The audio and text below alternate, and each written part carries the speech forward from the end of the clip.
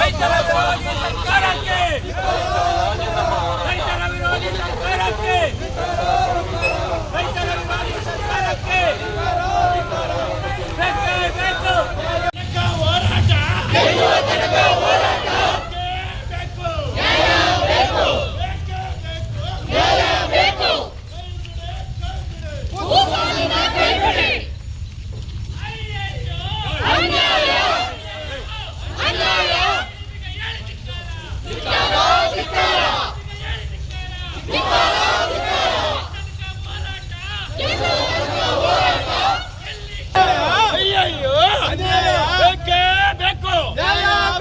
ಬೇಕೇ ಬೇಕು ಹೋರಾಟ ಎಲ್ಲಿಯ ತನಕ ಹೋರಾಟ ಗೆಲ್ಲುವ ತನಕ ಹೋರಾಟ ಎಲ್ಲಿಯ ತನಕ ಹೋರಾಟ ಗೆಲ್ಲುವ ತನಕ ಹೋರಾಟ ನಮ್ಮ ಭೂಮಿ ನಮ್ಮ ಹಕ್ಕು ನಮ್ಮ ಭೂಮಿ ನಮ್ಮ ಹಕ್ಕು ನಮ್ಮ ಭೂಮಿ ನಮ್ಮ ಹಕ್ಕು ನಮ್ಮ ಭೂಮಿ ನಮ್ಮ ಹಕ್ಕು ಆನೇಕಲ್ ವಕೀಲರ ಸಂಘಕ್ಕೆ ಆನೇಕಲ್ ವಕೀಲರ ಸಂಘಕ್ಕೆ ರೈತರ ಹೋರಾಟಕ್ಕೆ ಕೈ ಬಿಡಿ ಕೈ ಬಿಡಿ ಕೈ ಬಿಡಿ ಕೈ ಬಿಡಿ ಕೈ ಬಿಡಿ ಅಯ್ಯಯ್ಯೋ ಅಯ್ಯಯ್ಯೋ ಅಯ್ಯಯ್ಯೋ.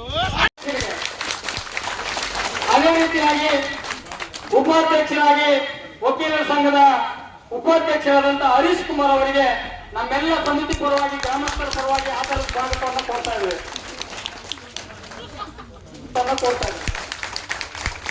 ಅವ್ರಿಗೂ ಈ ಸಂದರ್ಭದಲ್ಲಿ ಆಧಾರ ಸ್ವಾಗತವನ್ನು ಕೊಡ್ತಾ ಇದ್ದೇನೆ. ವಕೀಲರ ಕೊಡ್ತಾ ಇದ್ದೇನೆ. ಮತ್ತವರ ಸಂಘದ ನಿರ್ದೇಶಕರಾದಂತ ಮೋಹನ್ ಅವರು ಬಂದಿದ್ದಾರೆ. ಅವ್ರಿಗೂ ಈ ಸಂದರ್ಭದಲ್ಲಿ ಆಧಾರ ಸ್ವಾಗತವನ್ನು ಕೊಡ್ತಾ ಇದ್ದೇನೆ. ಮತ್ತವರ ನಿರ್ದೇಶಕರಾದಂತ ಉದಯ್ ಕುಮಾರ್ ಅವರು ಬಂದಿದ್ದಾರೆ. ಅವ್ರಿಗೂ ಈ ಸಂದರ್ಭದಲ್ಲಿ ಆಧಾರ ಸ್ವಾಗತವನ್ನು ಕೊಡ್ತಾ ಇದ್ದೇನೆ. ಮತ್ತವರ ನಿರ್ದೇಶಕರಾದಂತ ಶ್ರೀಮತಿ ನೀಲಮ್ಮ ಅವರು ಬಂದಿದ್ದಾರೆ. ಅವ್ರಿಗೂ ಈ ಸಂದರ್ಭದಲ್ಲಿ ಆಧಾರ ಸ್ವಾಗತವನ್ನು ಕೊಡ್ತಾ ಇದ್ದೇನೆ.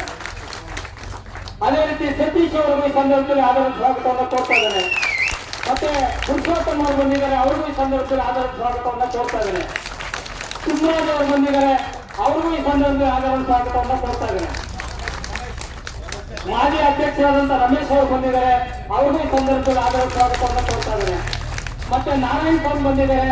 ಅವ್ರಿಗೂ ಈ ಸಂದರ್ಭದಲ್ಲಿ ಆಧಾರ ಸ್ವಾಗತವನ್ನು ಕೊಡ್ತಾ ಇದ್ದೇನೆ. ಮತ್ತವರ ನಿರ್ದೇಶಕರಾದ ಮುರಳೀಗೌಡ ಅವರು ಬಂದಿದ್ದಾರೆ. ಅವ್ರಿಗೂ ಈ ಸಂದರ್ಭದಲ್ಲಿ ಆಧಾರ ಸ್ವಾಗತವನ್ನು ಕೊಡ್ತಾ ಇದ್ದೇನೆ. ಮತ್ತವರ ನಿರ್ದೇಶಕರಾದಂತ ಶ್ರೀಮತಿ ನಿರ್ಮಲಾ ಅವರು ಬಂದಿದ್ದಾರೆ. ಅವ್ರಿಗೂ ಈ ಸಂದರ್ಭದಲ್ಲಿ ಕುಮಾರಿನ ಸಾರಿ ಕ್ಷಮಿಸಬೇಕು. ಅದೇ ರೀತಿಯಾಗಿ ಪ್ರವೀಣ್ ಅವರು ಬಂದಿದ್ದಾರೆ. ಅವ್ರಿಗೂ ಈ ಸಂದರ್ಭದಲ್ಲಿ ಸ್ವಾಗತವನ್ನು ಕೊಡ್ತಾ ಇದ್ದೇನೆ. ಲಕ್ಷ್ಮೀ ಸಂಪತ್ ಅವರು ಬಂದಿದ್ದಾರೆ. ಅವ್ರಿಗೂ ಈ ಸಂದರ್ಭದಲ್ಲಿ ಆಧಾರ ಸ್ವಾಗತವನ್ನು ಕೊಡ್ತಾ ಇದ್ದೇನೆ. ನಾಗರಾಜ್ ಅವರು ಬಂದಿದ್ದಾರೆ. ಅವ್ರಿಗೂ ಈ ಸಂದರ್ಭದಲ್ಲಿ ಆಧಾರ ಸ್ವಾಗತವನ್ನು ಕೊಡ್ತಾ ಇದ್ದೇನೆ. ನಾಗರತ್ನ ಅವರು ಬಂದಿದ್ದಾರೆ. ಅವ್ರಿಗೂ ಈ ಸಂದರ್ಭದಲ್ಲಿ ಆಧಾರ ಸ್ವಾಗತವನ್ನು ಕೊಡ್ತಾ ಇದ್ದೇನೆ. ಮತ್ತೆ ಹಿರಿಯ ವಕೀಲರು ಈ ನಮ್ಮ ಸಮಿತಿಗೆ ಸದಾ ಬೆನ್ನೆಲುಬಾಗಿ ಮಾರ್ಗದರ್ಶಕರಾದಂತಹ ರಾಮಸ್ವಾಮಿ ರೆಡ್ಡಿ ಅವರು ಬಂದಿದ್ದಾರೆ. ಅವ್ರಿಗೂ ಈ ಸಂದರ್ಭದಲ್ಲಿ ಆಧಾರ ಸ್ವಾಗತವನ್ನು ಕೊಡ್ತಾ ಇದ್ದೇನೆ. ಸಮಿತಿಯ ಗೌರವ ಅಧ್ಯಕ್ಷರಾದಂತಹ ಜಯಪ್ರಕಾಶ್ ಅವರಿದ್ದಾರೆ. ಅವ್ರಿಗೂ ಈ ಸಂದರ್ಭದಲ್ಲಿ ಆಧಾರ ಸ್ವಾಗತವನ್ನು ಕೊಡ್ತೇನೆ. ಮತ್ತವರ ಸಮಿತಿಯ ಗೌರವ ಅಧ್ಯಕ್ಷರಾದಂತಹ ವಿಶ್ವನಾಥ್ ರೆಡ್ಡಿ ಅವರಿದ್ದಾರೆ. ಅವ್ರಿಗೂ ಈ ಸಂದರ್ಭದಲ್ಲಿ ಇರ್ತಕ್ಕಂಥ ನನ್ನ ಸಹಪಾಠಿ ವಕೀಲ ಮಿತ್ರರೇ ಹಾಗೂ ನಮ್ಮ ಸಂಘದ ಎಲ್ಲ ಚುನಾಯಿತ ಪ್ರತಿನಿಧಿಗಳೇ ಹಾಗೂ ರಾಮಸ್ವಾಮಿ ರೆಡ್ಡಿ ಅವರ ವಿಶೇಷವಾಗಿ ಕಾರ್ಯಕ್ರಮದ ರೂವಾರಿಗಳು ಹಾಗೂ ಎಲ್ಲ ಗ್ರಾಮಗಳ ರೈತಾಪಿ ಬಂಧುಗಳೇ, ಈ ಆನೇಕಲ್ನಲ್ಲಿ ಯಾರು ವಕೀಲ ವೃತ್ತಿಯನ್ನು ಮಾಡ್ತಾ ಇದ್ದಾರೆ ಅವರೆಲ್ಲರೂ ಸಹ ರೈತ ಹಿನ್ನೆಲೆಯಿಂದ ಬಂದಿರ್ತಕ್ಕಂಥವ್ರೆ. ನಾವ್ಯಾರು ಬೆಂಗಳೂರಿಂದ ಬಂದು ಇಲ್ಲಿ ನೆಲೆ ಊರಿರೋರಲ್ಲ. ಈಗ ಪ್ರತಿ ಹೋಬಳಿಯಲ್ಲಿ ಸರಿಸುಮಾರು 80ರಿಂದ 100 ಜನ ನಮ್ಮವರೇ ವಕೀಲರಿದ್ದಾರೆ. ಹಾಗಾಗಿ ಈಗ ನಮ್ಮ ತಾಲೂಕು ಏನಾಗಿದೆ ಅಂತ ಹೇಳಿದ್ರೆ, ಒಂದ್ ಕಡೆ ಕೈಗಾರಿಕರಣ, ಒಂದ್ ಕಡೆ KHB, ಒಂದ್ ಕಡೆ ಪ್ರೈವೇಟ್ ಡೆವಲಪರ್ಸು ಈ ವ್ಯವಸಾಯದ ಫಲವತ್ತಾದಂತ ಭೂಮಿಯನ್ನ ಕಬಳಿಸೋದಕ್ಕೆ ಒಂದು ಮಾರ್ಗ ಇದೆ.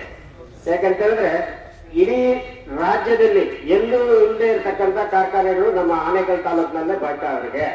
ಯಾಕಂತ ಹೇಳಿದ್ರೆ ಬೆಂಗಳೂರಿಗೆ ಹತ್ರವಾಗಿದ್ದೇವೆ. ಹಾಗಾಗಿ ಇಲ್ಲಿ ಪ್ರೈವೇಟ್ ಅವ್ರ ಮುಖಾಂತರ ಇನ್ಫೋಸಿಸ್ ಮತ್ತೆ ವಿಪ್ರೋಗೆ ಜಾಗ ಕೊಟ್ಟಿದ್ದೆ ತಪ್ಪು ರೈತರಲ್ಲಿ. ಅದು ಕೊಟ್ಟಿದ್ರಿಂದಲೇ ಈಗ ಅವರ KHBಯಲ್ಲಿ ತಗೊಂಡು ದುಡ್ಡು ಡಿಪಾಸಿಟ್ ಮಾಡಿ ನಮಗೂ ಸಹ ಜಾಗ ಇಲ್ಲೇ ಕೊಡ್ಬೇಕು ಅಂತೇಳಿ ಕೂತಿದ್ದಾರೆ. ಹಾಗಾಗಿ ಈ ಮಣ್ಣು ಸರ್ಕಾರ ಏನಾಗಿದೆ ಅಂತಂದ್ರೆ ಇಲ್ಲಿ ಅನ್ನ ಕೊಡ್ತಕ್ಕಂಥ ರೈತರ ಭೂಮಿಯನ್ನ ಕಸಿದ್ಕೊಂಡು ಈಗ 12 ಕೋಟಿಗೂ ಜಾಗ ಸಿಗಲ್ಲ. ಇಲ್ಲಿ ನನ್ನ ಗೊತ್ತಿರಂಗೆ ಈ ಸರ್ಜಾಪುರ ಸರೌಂಡಿಂಗ್ಸ್ ಅಲ್ಲಿ ಎಲ್ಲೇ 1 ಎಕರೆ ಪರ್ಚೇಸ್ ಮಾಡ್ಬೇಕಂದ್ರೆ ಮಾರ್ಕೆಟ್ ಬೆಲೆ 12 ಕೋಟಿಗಿಂತ ಮಿಗಿಲಾಗಿದೆ. ಈಗ ಅವರು ಗಣನೆಗೆ ತಗೊಳ್ತಕ್ಕಂಥದ್ದು 2003ರ ಏನು ಗೈಡೆನ್ಸ್ ವ್ಯಾಲ್ಯೂ ಇದೆ ಅದನ್ನ 2 ಪಟ್ಟು ಅಥವಾ 3 ಪಟ್ಟು, ಇಲ್ಲಾಂದ್ರೆ ಡೆವಲಪ್ಮೆಂಟ್ ಲ್ಯಾಂಡ್ ಅಲ್ಲಿ ನಿಮಗೆ 40% ಕೊಡ್ತೀವಿ ಅನ್ನೋ ಪ್ರಪೋಸಲ್ಸ್ ಅನ್ನ ಇಟ್ಟಿದ್ದಾರೆ. ಈ ರೀತಿಯಾಗಿ ನಾವು ಪ್ರತಿಯೊಂದು ಹಂತದಲ್ಲೂ ಒಳ್ಳೆ ಕೃಷಿ ಭೂಮಿಯನ್ನ ಕಳ್ಕೊಂತ ಹೋದ್ರೆ ಈ ತಾಲೂಕಿನಲ್ಲಿ ರಾಗಿಯ ನಾಡು ಅನ್ನೋದು ಈಗಾಗಲೇ ಕಾಂಕ್ರೀಟ್ ನಾಡಾಗಿದೆ. ನಾವು ಶಾಸಕರನ್ನ ಒಳಗೊಂಡಂತೆ ಜಿಲ್ಲಾಧಿಕಾರಿಗಳ ಸಮ್ಮುಖದಲ್ಲಿ ಆನೇಕಲ್ನಲ್ಲಿ CMC ಆಫೀಸ್ ಅಲ್ಲಿ ನಾವು ಒಂದು ಬೃಹತ್ ಪ್ರತಿಭಟನೆಯನ್ನು ಹಮ್ಮಿಕೊಂಡಿದ್ವಿ. ಆವತ್ತಿನ ದಿವಸ ನಮ್ಮ ಜನಪ್ರಿಯ ಶಾಸಕರಾಗಿದ್ದಂತ ಶಿವಣ್ಣ ಅವರು ಸಂಬಂಧಪಟ್ಟಂತ ಮಂತ್ರಿವರ್ಯಗಳೊಂದಿಗೆ ಚರ್ಚಿಸ್ತೀವಿ, ಕ್ಯಾಬಿನೆಟ್ ಈ ವಿಚಾರವನ್ನ ಚರ್ಚೆ ಮಾಡಿ ಈ ಭೂಮಿಯನ್ನ ಉಳಿಸ್ಕೊಳ್ತೀವಿ ಅಂತಕ್ಕಂಥ ಮಾತನ್ನ ಕೊಟ್ಟಿದ್ರು.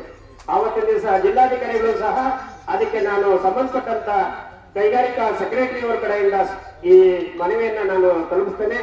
ಈ ಫಲವತ್ತಾದ ಭೂಮಿ ಎಲ್ಲಿ ರೈತರು ತಮ್ಮ ಜೀವನ ಉಟ್ಕೊಂಡಿದ್ದಾರೆ, ಅದನ್ನ ಭೂಮಿಯನ್ನೇ ತಮ್ಮ ಉಸಿರಾಗಿ ಕಾಪಾಡ್ಕೊಂಡು ಬಂದಿದ್ದಾರೆ, ಅಂತ ಭೂಮಿಗೆ ರಕ್ಷಣೆ ಕೊಡಬೇಕಾಗಿರೋದು ನಂದು ಕರ್ತವ್ಯ.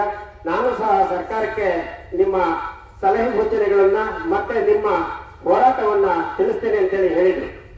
ಹಾಗಾಗಿ ನಾವು ಸರ್ಕಾರ ಈ ಭೂಮಿಯನ್ನ ಬಿಡುತ್ತೆ ಅನ್ನೋ ಒಂದು ದೃಷ್ಟಿಕೋನ ನಮ್ಮೆಲ್ಲರಿಗೂ ಇತ್ತು. ಆದ್ರೆ ಈ ನಮ್ಮ ಭಾಗದಲ್ಲಿ ನಮ್ಮ ಜಿಲ್ಲಾ ಉಸ್ತುವಾರಿ ಮಂತ್ರಿಗಳಾಗಿರ್ತಕ್ಕಂಥ ಹೆಸರು ಹೇಳೋದ್ ಬೇಡ, ಅವರು ಯಾಕೆ ಒಂದು ಇಟ್ಕೊಂಡ್ಬಿಟ್ಟಾರೆ.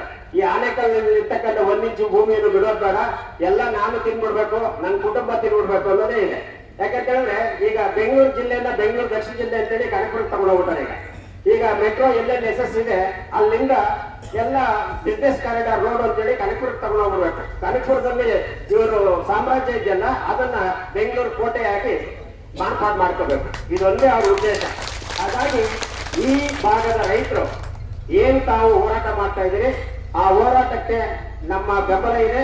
ನಾವು ಸಹ ರೈತಾಪಿ ಕುಟುಂಬದಿಂದ ಬಂದಿರತಕ್ಕಂತ ವಕೀಲರಾಗಿರೋದ್ರಿಂದ ಸದಾಕಾಲ ನಿಮ್ ಜೊತೆಲಿರ್ತೀವಿ. ನಿಮ್ಮ ಹೋರಾಟಕ್ಕೆ ನಮ್ಮ ಬೆಂಬಲ ಇದೆ. ಹಾಗಾಗಿ ನಾವೊಂದು ರೆಸಲ್ಯೂಷನ್ ಮಾಡಿದ್ವಿ ಮೊನ್ನೆ. ರೆಸಲ್ಯೂಷನ್ ಮಾಡಿದಾಗೂ ಸಹ ನಾನು ಹೇಳಿದೆ, ಯಾಕಂತೇಳಿದ್ರೆ ಚುನಾಯಿತ ಪ್ರತಿನಿಧಿಗಳು ಮಾತ್ರ ನೀವು ಹೋದ್ರೆ ಅಲ್ಲಿ ಕಾರ್ಯಕಲಾಪಗಳು ನಡೀತಾ ಇದ್ದಾವಾಗ ನನ್ನ ಕೇಸ್ ಏನಾಗುತ್ತೋ, ನನ್ನ ಕಕ್ಷಿದಾರನ ಏನಾಗುತ್ತೋ ಅನ್ನೋಂತ ಮನಸ್ಥಿತಿಯಲ್ಲಿ ವಕೀಲರಲ್ಲಿ ಇರುತ್ತೆ. ಹಾಗಾಗಿ ನ್ಯಾಯಾಧೀಶರಿಗೂ ಸಹ ಎಲ್ಲ ಪ್ರಕರಣಗಳನ್ನ ನಾವು ಯಾವುದೇ ರೀತಿಯಾದಂತಹ ತೊಂದರೆ ಕೊಡದೆ ಅದನ್ನ ಮುಂದಿನ ದಿನಾಂಕಕ್ಕೆ ನಿಗದಿಪಡಿಸಿ ನಮಗೆ ಸಹಾಯ ಕೊಡಿ ಅಂತೇಳಿ ಕೇಳ್ಕೊಳ್ಬೇಕು ಅಂತೇಳಿ ಹೇಳುವಾಗ, ಈಗ ಹೊಸದಾಗಿ ಚುನಾಯಿತರಾಗಿದ್ದಂತ ನಮ್ಮ ಪ್ರತಿನಿಧಿಗಳು ಅವರಿಗೆ ನ್ಯಾಯಾಧೀಶರಿಗೆ ಮನವರಿಕೆ ಮಾಡ್ಕೊಂಡಿದ್ದಾರೆ. ಆ ನಿಟ್ಟಿನಲ್ಲಿ ಇವತ್ತು ದಿವಸ ನಾವು ಬಹುಸಂಖ್ಯಾತ ವಕೀಲರು ತಮ್ಮ ಜೊತೆ ಭಾಗವಹಿಸಕ್ಕೆ ಅನುಕೂಲ ಆಗಿದೆ. ಹಾಗಾಗಿ ನಾನು ನಮ್ಮ ಚುನಾಯಿತ ಕಾರ್ಯಕಾರಿ ಸಮಿತಿಯ ಅಧ್ಯಕ್ಷರಿಗೂ ಮತ್ತು ಎಲ್ಲ ಪದಾಧಿಕಾರಿಗಳಿಗೂ ಈ ಸಭೆಯ ಮುಖಾಂತರ ಗೌರವವನ್ನ ಸೂಚಿಸುತ್ತೇನೆ. ಹಾಗಾಗಿ ರೈತರ ಪರವಾಗಿ ನಿಂತ ವಕೀಲರು ಯಾವತ್ತೂ ರೈತರಾಗಿ ಇರ್ತೀವಿ ಅಂತೇಳಿ ಹೇಳ್ತಾ ನನಗೆ ಈ ಒಂದು ಅವಕಾಶ ಕೊಟ್ಟಂತ ತಮ್ಮೆಲ್ಲರಿಗೂ ವಂದಿಸ್ತೇನೆ. ಜೈ ಹಿಂದ್, ಜೈ ಕರ್ನಾಟಕ. ಎಲ್ಲ ರೈತರಿಗೂ ಸಾರ್ವಜನಿಕರು ಹಾಗೂ ಈ ಸಮಿತಿಯ ಪದಾಧಿಕಾರಿಗಳಿಗೂ ವಂದಿಸ್ತಾ, ಈ ಸರ್ಜಾಪುರ ಹೋಬಳಿಯ ಏನು ಹಳ್ಳಿಗಳು ಭೂಸ್ವಾಧೀನ ಕೇಳಿದ್ದಾರೆ ಸರ್ಕಾರ, ಈ ಸರ್ಕಾರದ ರೈತ ವಿರೋಧಿ ಧೋರಣೆಯನ್ನ ಖಂಡಿಸುತ್ತಾ ಇಲ್ಲಿ ಈ ಭಾಗದ ರೈತರಿಗೆ ನೈತಿಕವಾಗಿ ಬೆಂಬಲ ಸೂಚಿಸುವುದರ ನಿಟ್ಟಿನಲ್ಲಿ ನಮ್ಮ ವಕೀಲರ ಸಂಘದ ಎಲ್ಲ ಪದಾಧಿಕಾರಿಗಳು ಮತ್ತು ಸದಸ್ಯರು ಈ ದಿನ ಮುದ್ದಾನೂರು ಗ್ರಾಮದಲ್ಲಿ ಸರ್ಕಾರಕ್ಕೆ ಎಚ್ಚರಿಕೆ ಕೊಡಬೇಕು ಅನ್ನೋ ನಿಟ್ಟಿನಲ್ಲಿ ನಿಮ್ಮ ಜೊತೆಗೂಡಿ ಈ ಜಾಥಾದಲ್ಲಿ ಪಾಲ್ಗೊಂಡಿದ್ವಿ. ಈ ಜಾಥಾ ಇಲ್ಲಿಗೆ ಮುಗಿಬಾರ್ದು, ಇನ್ನು ಹೆಚ್ಚಿನ ಮಟ್ಟದಲ್ಲಿ ಸರ್ಕಾರದ ಕಣ್ಣು ತೆರೆಸುವ ನಿಟ್ಟಿನಲ್ಲಿ ಕೆಲಸ ಮಾಡಬೇಕು.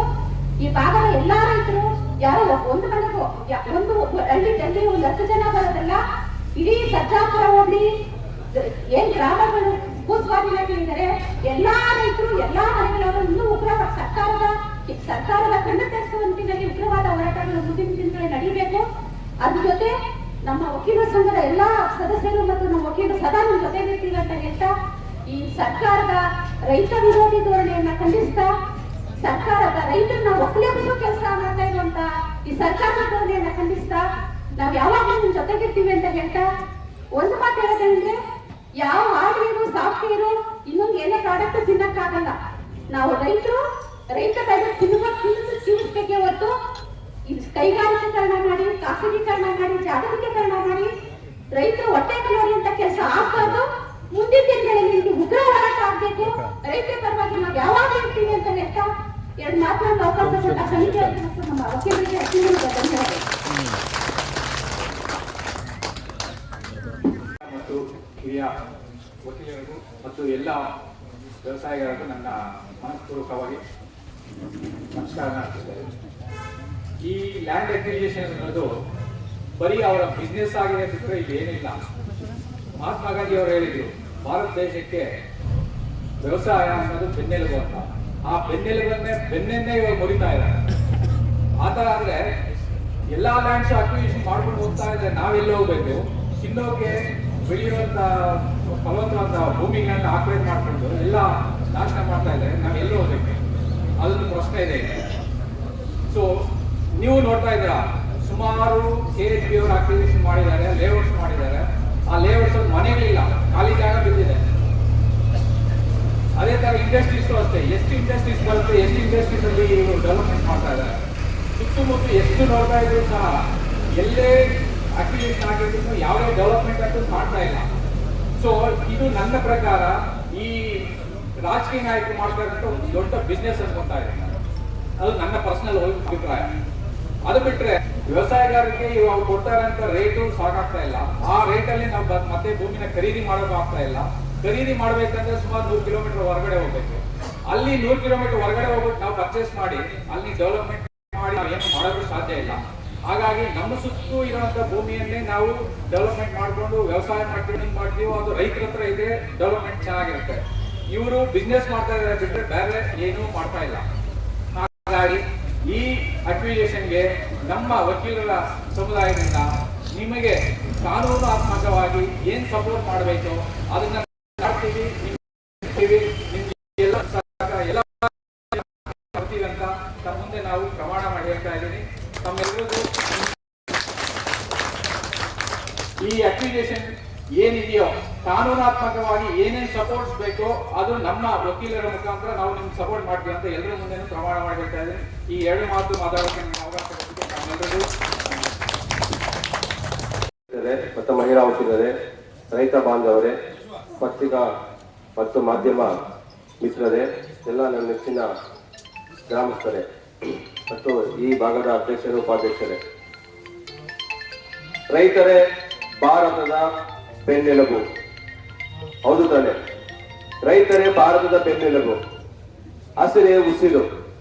ಇದು ನಾವು ಬರೀ ಕೇಳೋದಕ್ಕೆ ಚೆನ್ನಾಗಿದೆ ಅನ್ನೋ ತರ ಆಗ್ಬಿಟ್ಟಿದೆ. ಈಗ ರೈತರೇ ಭಾರತ ಬೆನ್ನೆಲುಬು ಎಲ್ಲಿ ಕಾಣ್ತಾ ಇದ್ದೀವಿ ನಾವು? ಎಲ್ಲ ಅಕ್ವಿಸಿಷನ್ ಆಗ್ತಾ ಹೋಗ್ತಾ ಇದ್ರೆ ಅವ್ರು ಕೊಡುವಂತ ಒಂದು ಕಾಂಪನ್ಸೇಷನ್ ಪಡ್ಕೊಂಡು ಆ ಕುಟುಂಬದಲ್ಲಿ 5 ಜನ ಇರ್ತಾರೋ, 10 ಜನ ಇರ್ತಾರೋ, 20 ಜನ ಇರ್ತಾರೋ ಎಲ್ಲ ಹಂಚ್ಕೊಂಡ್ಬಿಡ್ತೀರಾ. ಎಲ್ಲ ಹಂಚ್ಕೊಂಡ್ಬಿಟ್ಟಾಗ ಅದು ಖರ್ಚಾಗ್ಬಿಡ್ತಲ್ಲ ಬರೀ ಕೈ. ಆ ಕಡೆ ಭೂಮಿನ ಹೋಗುತ್ತೆ, ಇಲ್ಲಿ ಕಾಂಪನ್ಸೇಷನ್ ಹಂಚ್ಕೊಂಡು ತಿಂದ್ಬಿಡ್ತೀವಿ. ಬೇರೆ ಕಡೆ ಭೂಮಿನ ತೆಗೆಕ್ಕಾಗಲ್ಲ, ಸಾಲ ಸೋಲ ಇನ್ನೊಂದು ಮತ್ತೊಂದು ಎಜುಕೇಶನ್ಗೆಲ್ಲ ಎಲ್ಲ ಖರ್ಚು ಮಾಡ್ಬಿಡ್ತೀವಿ. ಆಮೇಲೆ ಸ್ವಲ್ಪ ವರ್ಷಗಳಾದ್ಮೇಲೆ ನಮ್ಮ ಜೋಬೆಲ್ಲ ಖಾಲಿ ಆಗ್ತದೆ. ಆ ಕಡೆ ಜಮೀನು ಹೋಗ್ತದೆ, ಈ ಕಡೆ ಜೋಬುನು ಖಾಲಿ ಆಗ್ತದೆ. ಸೊ ಆಗ ರೈತ ಕಷ್ಟಕ್ಕೆ ಸಿಕ್ಕಾಕೊಂತಾನೆ. ರೈತಕ್ಕೆ ಕಷ್ಟಕ್ಕೆ ಸಿಕ್ಕಾಕೊಂಡಂತೆ ಭಾರತ ಮಾತೆ ಕಷ್ಟ ಸಿಕ್ಕಾಕೊಂಡಂಗೆ, ಭಾರತ ಮಾತೆ ಕಷ್ಟ ಸಿಕ್ಕಾಕೊಂಡ್ರೆ ನಾವು ಕಷ್ಟಕ್ಕೆ ಸಿಕ್ಕಾಕೊಂಡಂಗೆ. ಸೊ ಹಾಗಾಗಿ ರೈತರು ಭೂಮಿಯನ್ನ ಉಳಿಸ್ಕೊಬೇಕು. ರೈತರು ಭೂಮಿಯಲ್ಲಿ ಬೆಳೆ ಬೆಳೆದ್ರೆ ನಾವು ಅನ್ನ ತಿನ್ನಕ್ಕಾಗೋದು. ನಾವು ಎಷ್ಟೇ ಕೋಟಿ ಸಂಪಾದನೆ ಮಾಡಿದ್ರು ಕೂಡ, ಎಷ್ಟೇ ಸಾಫ್ಟ್ವೇರ್ ಹಾಕಿದ್ರು ಕೂಡ, ಎಷ್ಟೇ IT BT ತಂದ್ರು ಕೂಡ ಭೂಮಿಯಲ್ಲಿ ಬೆಳೆ ಬೆಳೆದ್ರೆ ನಮ್ಗೆ ಊಟ. ನಮ್ಮ ಮೇಡಮ್ ಹೇಳ್ದಂಗೆ ನಾವು ಸಾಫ್ಟ್ವೇರ್ಗಳನ್ನ ತಿನ್ನಕ್ಕಾಗಲ್ಲ. ಸೊ ಹಾಗಾಗಿ ರೈತರೇ ಭಾರತದ ಬೆನ್ನೆಲುಬಾಗಿರೋದ್ರಿಂದ ರೈತರ ಜಮೀನನ್ನ ಉಳಿಸಬೇಕು.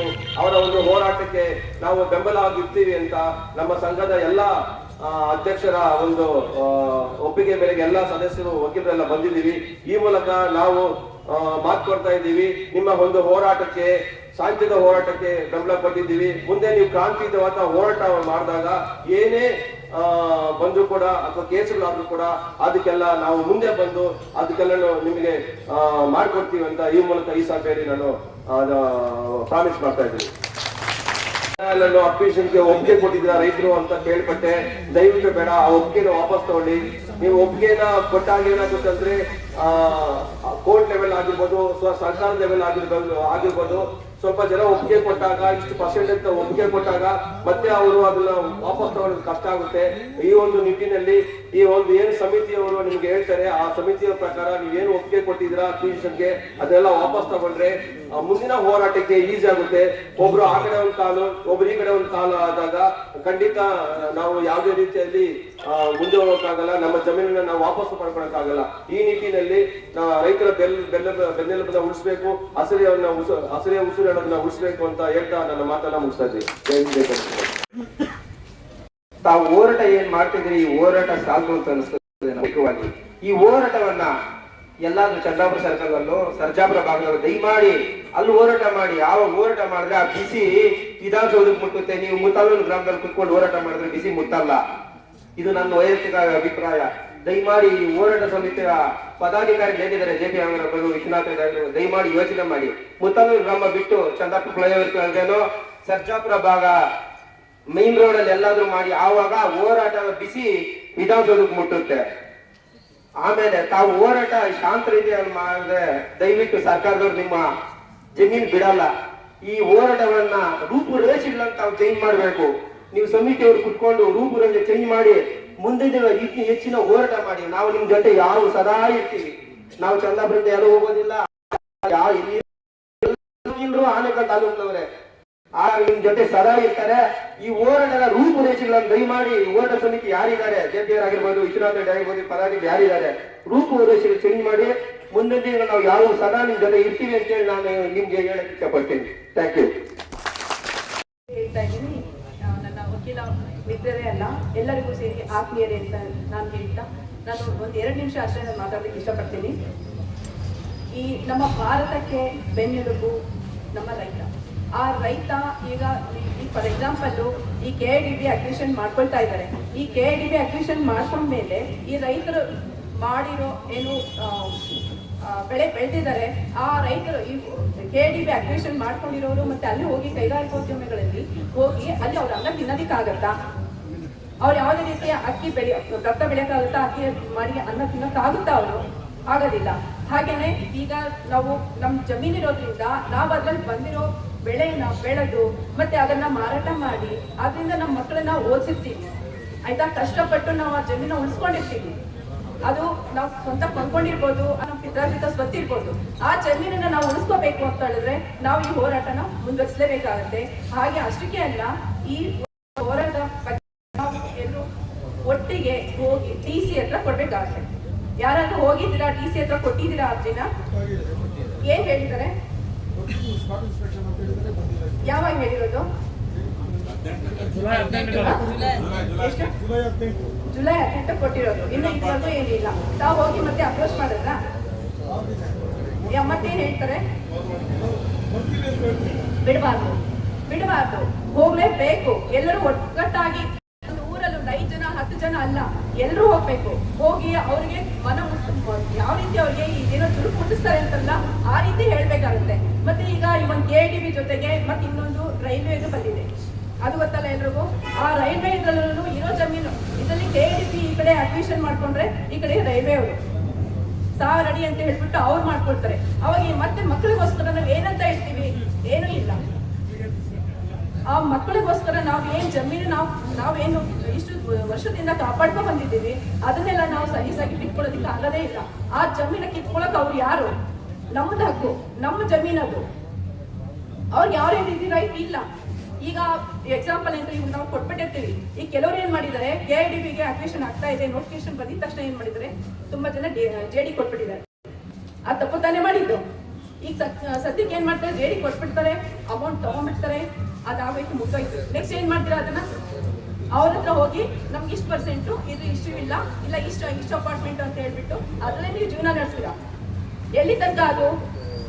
ಆಮೇಲೆ ನೆಕ್ಸ್ಟ್ ನಮ್ಮ ಮಕ್ಕಳು ದೊಡ್ಡವರಾಗ ನೋಡಿ ಜಮೀನು ನಮ್ಗಿತ್ತು, ಇದು ಅವ್ರಿಗೆ ಕೊಟ್ವಿ ಅಷ್ಟೇ ತೋರಿಸ್ಬೇಕು ಹೊರತು ಇದು ನಮ್ಮ ಜಮೀನು ಅಂತ ತೋರ್ಸಕ್ಕೆ ಏನೂ ಇರಲ್ಲ. ಹೌದಲ್ವಾ? ಮತ್ತೆ ಇನ್ನೊಂದೇನು ಅಂತಂದ್ರೆ, ಈಗ ಕೈಗಾರಿಕೋದ್ಯಮ ಸ್ಥಾಪನೆ ಮಾಡ್ತಾರೆ. ಅದ್ರಲ್ಲಿ ಏನಾಗುತ್ತೆ ಅಂತ ಹೇಳಿದ್ರೆ, ನಾವು ಅವ್ರ ಹತ್ರ ಹೋಗಿ ಬೆಗ್ ಮಾಡ್ಬೇಕು. ಏನಕ್ಕೆ? ಕೆಲ್ಸಕ್ಕೆ. ನಮ್ಮ ಮಕ್ಕಳನ್ನ ನಾವು ಹೋಗಿ ಅವ್ರ ಹತ್ರ ಜೀತಕ್ಕೆ ಬಿಡ್ಬೇಕು. ಆ ಒಂದು ಪರಿಸ್ಥಿತಿ ಬೇಕಾ ನಮ್ಗೆ? ಯಾಕೆ ಹೇಳ್ತಾ ಇದ್ದೀನಿ ಅಂದ್ರೆ, ಇದರಲ್ಲಿ ನಮ್ಮ ಜಮೀನನ್ನು ಇದರಲ್ಲಿ ಅಕ್ವಿಷನ್ ಆಗಿದೆ, ಅದಕ್ಕೋಸ್ಕರ ನಾನು ಹೇಳ್ತಾ ಇಲ್ಲ. ಹಾಗೆ ಎಲ್ರದ್ದು ಇಲ್ಲಿ ಅಪ್ಲಿಕೇಶನ್ ಆಗಿದೆ, ಮತ್ತೆ ಆಗ್ತಾನೂ ಇದೆ. ಮತ್ತೆ ಹೈಕೋರ್ಟ್ ಹೋಗಿ ರಿಟರ್ನ್ ಹಾಕ್ಬೇಕು. ಎಷ್ಟು ಜನ ಹಾಕಿದ್ದೀರಾ? ಎಲ್ಲರೂ ಹಾಕಿದ್ದೀರಾ? ಎಲ್ಲಿ ತನಕ ಬಂದಿದೆ ಅದು? ಸ್ಟೇ ಸಿಕ್ಕಿದೆ ಅಷ್ಟೇ. ಮೇಡಲ್ಲಿದೆ, ನಾವೇ ಹಾಕಿದ್ದೀವಿ, ಮೇಡಲ್ಲಿಂದೂ ಹಾಕಿದ್ದೀವಿ. ಬಟ್ ಈಗ ಅವರು ವೆಕೇಶನ್ ಕೋರ್ಟ್ ಅಂದ್ರೆ ವೆಕೇಶನ್ ಅಲ್ಲಿ ಬಿಫೋರ್ ವೆಕೇಶನ್ ಹೋದವರು ಆ ಸಾಯವ್ರಿಗೆ ಬಂದಿಲ್ಲ ಅಂತ ಹೇಳಿ ಮತ್ತೆ ಅದು ಶುಟಪ್ ಆಗಿಲ್ಲ. ಯಾಕೆ ನಾವು ಮಾಡ್ತಾ ಇಲ್ಲ ಅಂದ್ರೆ ಸ್ಟೇ ಇದೆ ಅಂತ. ಸ್ಟೇ ಇದೆ ಅನ್ನೋದಕ್ಕೋಸ್ಕರ ನಾವು ಮುಂದೆ ಹೋಗಿಲ್ಲ. ಮತ್ತೆ ಯಾವುದೇ ಕಾರಣಕ್ಕೆ ಹೋರಾಟನ ಇಲ್ಲಿಗೆ ಬಿಡಬೇಡಿ. ಇನ್ನು ಹೇಳಿದ್ರಲ್ಲ, ಹೈವೇಲ್ ಮಾಡಿ ಅದಕ್ಕೆ ನಾವು ಸಪೋರ್ಟ್ ಆಗಿರ್ತೀವಿ. ನೀವು ಎಲ್ಲಿಗೆ ಬೇಕಾದ್ರೂ ಕರೀರಿ, ನಾವು ಬಂದು ಬೆಂಬಲವನ್ನ ಕೊಡ್ತೀವಿ. ಮೇಡಮ್ ಅವರು ಹಲವಾರು ವಿಚಾರಗಳನ್ನ ಹೇಳಿದ್ದಾರೆ, ಹಾಗಾಗಿ ಅವರಿಗೆ ಧನ್ಯವಾದಗಳನ್ನು ತಿಳಿಸ್ತಾ ಈ ಪ್ರತಿಭಟನೆ ಬಯಸಿದ್ದೀರಾ. ಹೌದಾ, ನಾವು ಮುಂದಿನ ದಿನಗಳಲ್ಲಿ ನಾವು ಪ್ರತಿಭಟನೆ ಮಾಡಿದ ನಮ್ಗೆ ಆಗ್ತಕ್ಕಂಥ ಕೇಸು ಮತ್ತು ನ್ಯಾಯಗಳಿಗೆ ನೀವೆಲ್ಲರೂ ಕೂಡ ನಮ್ಗೆ ಬೆಂಬಲ ಕೊಡಬೇಕು ಅಂತ, ಮತ್ತೆ ಈ ಬಂಡು ಸರ್ಕಾರಕ್ಕೆ ನೀವು ಎಚ್ಚರಿಕೆಯನ್ನು ಎಲ್ಲರಿಗೂ ಬೆನ್ನೆಲುಬಾಗಿದೆ. ನಿಮ್ಗೆ ಅಭಿನಂದನೆ ಸಲ್ಲಿಸ್ತಾ ನಮ್ಮೆಲ್ಲ ಸಮಿತಿಯ ಮಾರ್ಗದರ್ಶಕರು ಹಿರಿಯರು ಬಹಳಷ್ಟು ಜನ ಮಾತಾಡಿದ್ದೀಗ ಅಂದೇನಹಳ್ಳಿಯಲ್ಲಿ ಉಳಿಕೆ ನಮ್ಮ ಪದಾಧಿಕಾರಿಗಳು ಗೌರವಾಧ್ಯಕ್ಷರು ಅಲ್ಲಿ ಮಾತಾಡೋಣ. ಸಮಯ ಆಗಿರೋ ಯಾರು ಅನ್ಯತಾ ಭಾವಿಸಬಾರ್ದು. ಎಲ್ಲ ಸಮಿತಿ ಪದಾಧಿಕಾರಿಗಳಿಗೂ ನಾವು ಅಭಿನಂದನೆ ಸಲ್ಲಿಸ್ತಾ ಕೊನೆಯದಾಗಿ ನಮ್ಮ ಮಾರ್ಗದರ್ಶಕರು ಹಿರಿಯರು ಆದಂತ ರಾಮಸಾಗರ್ ಮಾತಾಡಬೇಕು ಅಂತೇಳಿ ಮನವಿ. ಸಾಮಾನ್ಯವಾಗಿ ನಾನು ಬೇಕಾದಷ್ಟು ಮಾತಾಡ್ತಾ ಇದ್ದೀನಿ.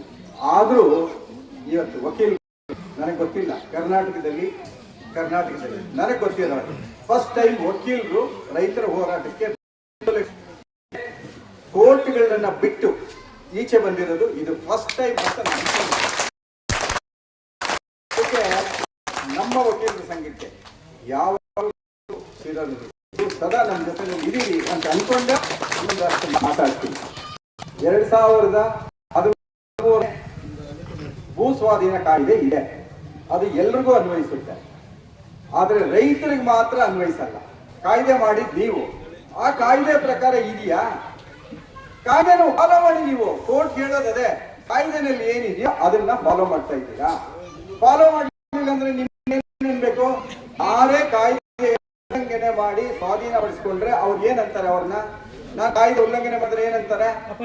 ಅಪರಾಧಿ ಅಂತಾರೆ. ನೀವೇನು ಅಪರಾಧಿಗಳಲ್ವಾ? ಖಂಡಿತ ಅಪರಾಧಿ ಸ್ಥಾನದಲ್ಲಿ ನಿಂತಿದ್ದೀರಿ. ಸ್ವಾತಂತ್ರ್ಯ ಬಂದಿದೆ, ಯಾರಿಗೆ ಬಂದಿದೆ? ಉಳ್ಳವರಿಗೆ ಬಂದಿದೆ, ದುಡಿಯೋರಿಗೆ ಬಂದಿಲ್ಲ. ದುಡಿಯೋವರೆಗೆ ಬಂದಿಲ್ಲ. ವಕೀಲರು ದುಡಿತಾರೆ, ಆದ್ರೆ ಇವತ್ತು ದುಡಿಯೋ ಬಿಟ್ಟು ಬೇರೆಯವರಿಗೆ ಸ್ವಾತಂತ್ರ್ಯ ಬಂದಿದೆ. ಸ್ವಾತಂತ್ರ್ಯ ಅಂತ ಅನ್ಕೋಬಹುದು. 1947 ಬಂತು.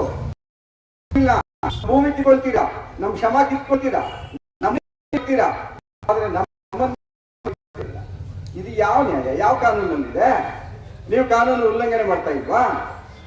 ದುಡ್ಡು ಕೊಟ್ಟು ಓಟ್ ಗೆಲ್ತೀರಲ್ಲ, ಇದು ನ್ಯಾಯನಾ? ನಿಮ್ಗೆ ಅರ್ಥ ಮಾಡ್ಕೊಳ್ಳಿ. ದುಡ್ಡು ಕೊಡದೆ ನಿಮ್ಗೆ ತಾಕತ್ತಿದ್ರೆ ಗೆದ್ದು ಬನ್ನಿ, ಆವಾಗ ನಾವು ಒಪ್ಕೊಳ್ಳಿ. ನೀವು ಮಾಡ್ತಾ ಇರೋದು ಅನ್ಯಾಯ, ಕಾನೂನು ಉಲ್ಲಂಘನೆ. ರೈತರ ಭೂಮಿ ಕಿತ್ಕೊಳ್ಳೋದ್ರ ಉಲ್ಲಂಘನೆ. ಕಾನೂನು ಉಲ್ಲಂಘನೆ ಮಾಡೋ ಪಾಠನ ಖಂಡಿತ ಇದು ಸಾಧ್ಯ ಇಲ್ಲ. ಸ್ವಾತಂತ್ರ್ಯ ಗಳಿಸಿದ್ದು ಅವರಿಂದ ಅಲ್ಲ.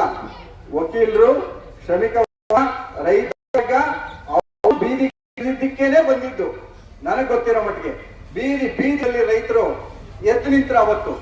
ಇವತ್ತು ನಮ್ಮ ಹಕ್ಕಿಗೋಸ್ಕರ ಹೋರಾಟ ಮಾಡ್ಬೇಕಾಗಿದೆ.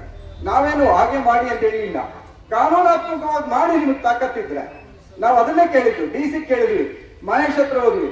ಮಹೇಶ್ ಅವರೇ CEO, ನೀವು ಇದು ಯಾವ ಕಾನೂನಲ್ಲಿ ಇದೆ ಹೇಳಿ. ನೀವು ಒಂದೇ ಒಂದು ಅಂಶ ನಿಮ್ ಕಾನೂನು ಇದ್ರೆ ನಾವು ಇವತ್ತೇ ನಾವು ಭೂಮಿ ಕೊಡ್ತೀವಿ ಅಂತ. ಯಾವುದೂ ಇಲ್ಲ. ಸ್ವಾಧೀನಕ್ಕಿಲ್ಲ. ರೈತರ ತೋಟಕ್ಕೆ ಬೆಳೆಗೆ ಬೆಳೀತಾ ಇರೋ ಭೂಮಿಗಳು ಸ್ವಾಧೀನ ಮಾಡಬಾರ್ದು ಅಂತ ಕಾನೂನು ಇದೆ. ನಾನು ಹೇಳಿದ್ದಲ್ಲ, ಅದನ್ನ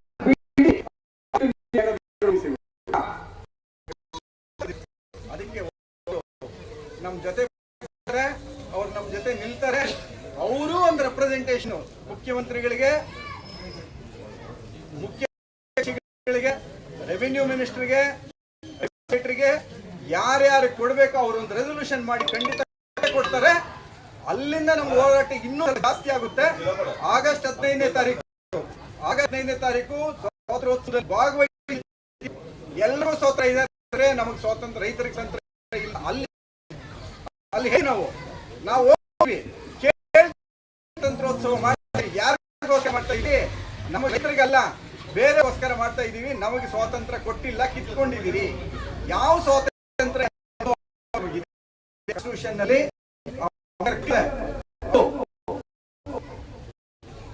ಅಂಬೇಡ್ಕರ್ ಕೊಟ್ಟಿರುವಂತಹ ಕಾನೂನನ್ನೇ ನಿಮ್ ಮುಂದೆ ಇಡ್ತೀವಿ. ನಾವು ಕೇಳೋ ಹಕ್ಕು ನಮಗಿದೆ. ನಾವು ಸ್ವಾತಂತ್ರ್ಯ ಹರಣ ಮಾಡ್ತಾ ಇದ್ದೀರಿ, ದಯವಿಟ್ಟು ನಿಲ್ಲಿಸಿ ಕೇಳ್ತೀವಿ. 19ನೇ ತಾರೀಕು ತಾಲೂಕು ಆಫೀಸು ಇಲ್ಲ,